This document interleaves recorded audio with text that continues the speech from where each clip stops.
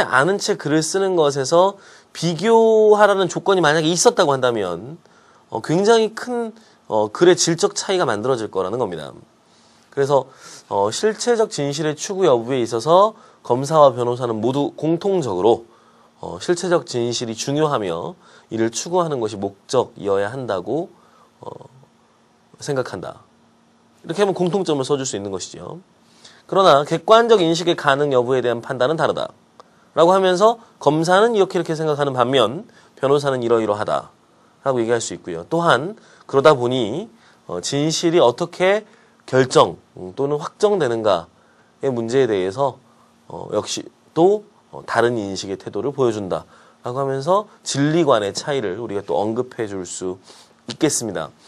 예, 이렇게 분류 기준을 잘 정해주는 것만으로도 비교 요약은 아주 훌륭하게 이루어질 수 있습니다. 특히 이제 분류 기준을 우리가 정할 때는요, 제시문을 읽었다면 그 분류의 기준을 정할 때는 쟁점을 잘 이해하는 것이 필요하지요. 그래서 분류의 기준을 명확하게 세우는 것이 보이지 않는다면 적어도 대립되는 쟁점이 무엇인지를 선명하게 드러내보고자 하는 노력이 필요합니다. 두 번째입니다. 대립되는 제시문 또는 입장에서 쟁점을 도출해보려는 노력이 필요합니다. 예컨대 이렇게 한 번에 잘 표가 그려지지 않는다고 할 때 여러분들이 일단 무엇이 대립되는지를 한번 확인을 해봐야지요. 그러면 이런 것들을 생각해 볼 수 있습니다. 보지요. 객관적인 인식과 상대적인 인식이 어떻게 다른가. 그렇죠? 이쪽은 객관적인 인식이고 이쪽은 상대적인 인식으로 생각하고 있는 것이죠. 또 이쪽은 진리가 이성에 의해 발견된다고 보고 이쪽은 주관적인 합의로서 확정된다고 보고 있습니다. 그렇죠? 진리관이 다른 것이죠. 그래서 인식론과 진리관에 있어서의 차이가 있구나 라고 하는 것을 쟁점을 확인하는 과정에서 인식해낼 수 있습니다. 예, 세 번째로 가보죠. 세 개의 제시문이 있는 경우에는 공통주제를 포괄적으로 해갖고 둘씩 짝지어서 비교하는 방식이 중요할 수 있습니다. 특히 연세대학교가 최근에 3개짜리 제시문을 많이 출제를 하고 있는데요. 그 연세대학교 이외에도 그 홍익대학교 같은 경우에는 때로는 4개, 많게는 6개의 제시문을 비교하라고 한 적도 있습니다. 그래서 이런 이제 여러 개의 제시문을 비교해야 될 때는 동일한 기준으로 모든 제시문들이 다 묶이지 않는 경우도 많아요. 그렇죠?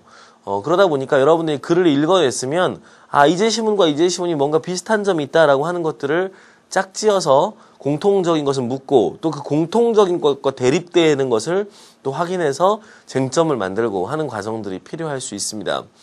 예, 그럼 우리가 구체적인 문제를 통해서 한번 확인해 보도록 하지요. 예, 제시문 논제 두 번째입니다. 제시문 가나다를 비교하시오 라고 되어 있는데요. 가를 먼저 확인해 보지요.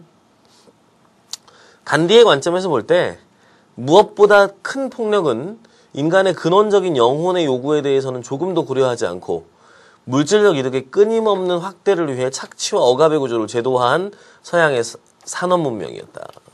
즉, 우리가 문장이 좀 길 때는 언제나 주어하고 서술어부터 좀 정확하게 생각해 보는 게 중요하지요. 간디의 관점에서 볼 때 가장 큰 폭력이 서양의 산업 문명이었다는 겁니다. 왜냐하면 이 영혼에 대해서는 고려하지 않고 물질적인 것만을 추구하고 또 이걸 위해서 또 다른 존재들에 대한 착취와 억압의 구조를 제도화했기 때문이다라는 것이죠.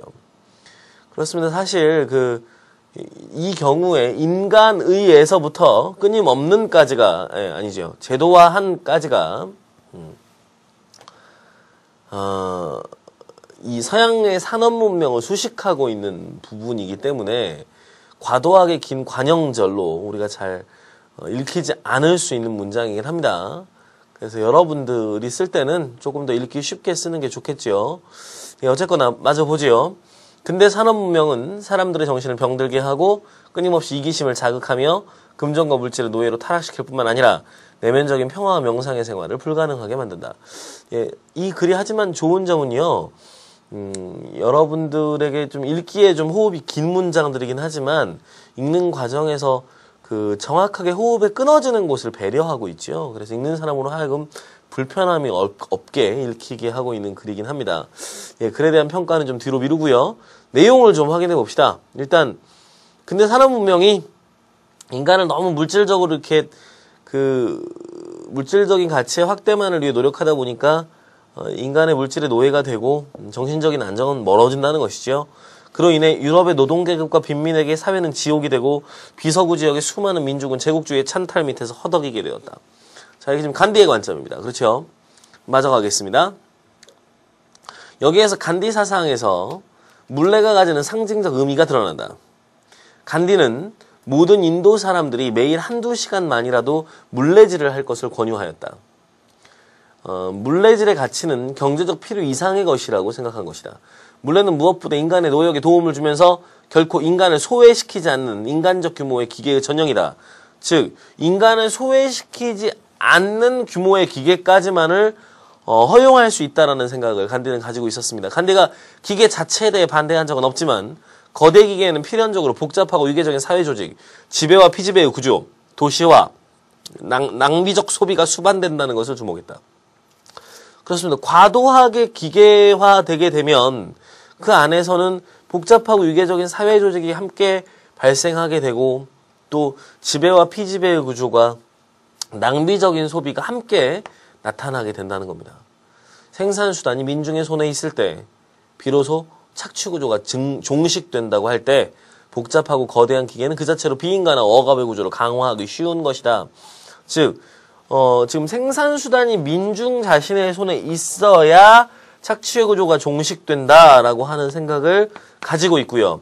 그래서 거대한 기계 문명이라고 하는 것은 인간을 착취하고 억압하는 구조를 강화하게 될 것이다 라고 이야기하고 있는 겁니다. 주장은 우리가 긍정적인 측면을 중심으로 모아봐야지요. 간디는 영혼의 가치를 소외시키지 않는, 그렇죠. 인간을 소외시키지 않는 그런 사회를 만들어야 한다고 생각하고요. 또 생산수단이 민중의 손에 있는 자급자족의 사회를 이상적인 사회로 여기고 있는 겁니다. 마저 가보지요. 간디는 산업화의 확대 또는 경제 성장이 참다운 인간의 행복에 기여한다고는 결코 생각할 수 없었다. 간디가 구상했던 이상적인 사회는 자기 충족적인 소농촌 공동체를 기본 단위로 하면서 궁극적으로는 중앙집권적인 국가기구의 소멸과 더불어 마을 민주주의의 자치가 실현되는 공간이다. 즉, 지금 소농촌 공동체를 중시했고요. 그리고 이제 마을 민주주의를 얘기했습니다. 마을 단위의 자치를 얘기한 겁니다. 거기에서 인간을 도외시한 이윤을 위한 이윤 추구도, 그렇죠. 이윤을 위한 이윤 추구도, 물질과 권력에 대해 맹목적인 탐욕도 있을 수가 없다라는 겁니다. 즉, 소규모의 공동체에서는 맹목적인 이윤의 추구, 경제적인 가치만을 중시하는 태도가 있을 수 없다라고 얘기하고 있네요. 이것은 비폭력과 사랑과 유대 속에서 어울려 살 때 사람은 가장 행복하고 자기 완성이 가능하다고 믿는 사상에 매우 적합한 정치 공동체다. 그래서 비폭력과 사랑 또 인간 사이의 유대 안에서 인간의 행복과 자기 완성이 가능하다라고 하는 생각입니다. 그래서 물레는 간디에게 그러한 공동체 건설에 필요한 심성의 교육에 알맞은 수단이기도 했다. 물레질과 같은 단순하지만 생산